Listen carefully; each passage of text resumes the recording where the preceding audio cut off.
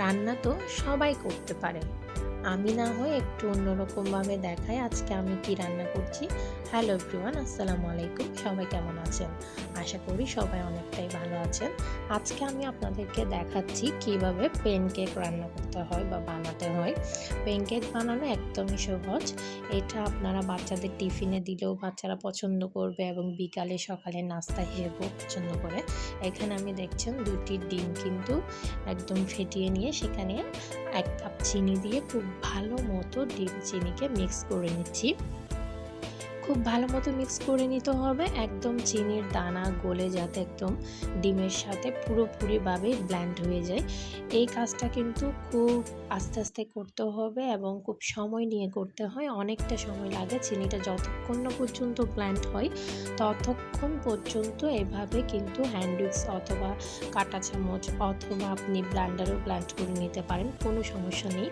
ব্লেন্ডারে করলে আপনার কাজটা অনেকটাই দ্রুত হয়ে যায়। আমি হাতেই করছি হ্যান্ড উইক্স দিয়ে।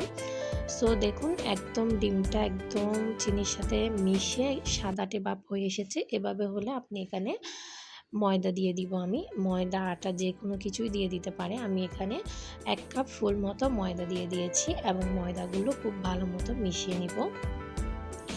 এরপর আমি এই একই কাপে দিব ১ কাপ লিকুইড মিল্ক।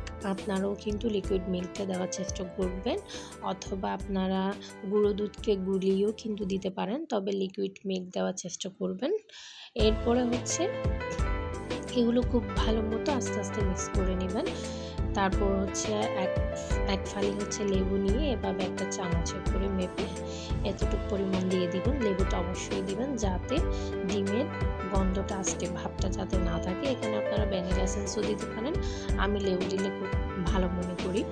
এখন এই একই চামচ দিয়ে আমি ৪ চামচ সয়াবিন তেল, যেটা আমরা খাবারে ইউজ করি, সেটা ব্যবহার করলাম। এগুলো খুব ভালো মতো মিক্স করে নিতে হবে। এখন যেটা দিচ্ছি সেটা এই চায়ের চামচে ৩ ভাগের ২ ভাগ পরিমাণ আমি বেকিং পাউডার দিয়ে দিয়েছি। বেকিং পাউডারটা অবশ্যই দিবেন ফুলকো হওয়ার জন্য।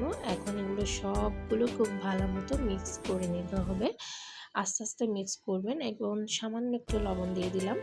এখানে আমি স্পিডটা বাড়িয়ে দিয়েছি বলে আমি কাজগুলো খুব দ্রুত করছি মনে হচ্ছে, কিন্তু না, কাজগুলো খুবই আস্তে করতে হবে যাতে ডিমের ফোমি ভাবটা নষ্ট না হয়। এভাবে সুন্দর মতো আপনারা মিক্স করে নেবেন। সবগুলো উপকরণ এভাবে একদম ভালো মতো মিক্স হয়ে গেছে। দেখুন ব্যাটারটা কি সফট হয়েছে। এরকম হয়ে গেলে আমি কিন্তু এখন ১০ মিনিট রেস্টে রেখে এখন রান্নার জন্য চলে যাচ্ছি। একটা ফ্রাই প্যানে আমি কিন্তু এই চামচ দিয়ে ১ চামচ পরিমাণ ঢেলে দিয়েছি। দেখুন একটা কেক কিন্তু হয়ে যাচ্ছে। একটা কেক হতে বেশি সময় লাগে না, মাত্র ১ মিনিটের মধ্যে একটা কেক হয়ে যাবে। দেখুন আমার ব্যাটারগুলো দিয়ে কতগুলো সফট একদম কেক হয়ে গেছে। এখন আপনারা এগুলো সকালের চা দিয়েও খেতে পারেন, বাচ্চাদের টিফিনেও দিতে পারেন, অথবা আমি এই দুধের মধ্যে ভিজিয়ে খাবো।